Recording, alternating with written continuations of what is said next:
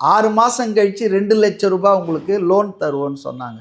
1 கோடி பேருக்கு போட்டாங்க இந்த மாதிரி. இது எப்படிங்க ஒரு நியாயமான தேர்தல்? ஆகவே தேர்தல் ஆணையம் அதை ஒன்றுமே தடை பண்ணல, அதை கண்டுக்கவே கிடையாது. ஸோ தேர்தல் ஆணையம் ஒன்றிய அரசோடு கூட்டு சேர்ந்து கொண்டு ஜனநாயகத்தை சீரழிக்கிறது என்று ஒரு சீரியஸான குற்றச்சாட்டு. அது அதனுடைய அந்த தார்மீக இதையே கெடுத்துடுச்சு. இந்தியாவில் தேர்தல் ஆணையம் என்பது புனிதமானது அப்படின்றது. அது டிஎன் சேஷன்லாம் இருந்த காலம் ரொம்ப பொற்காலம்.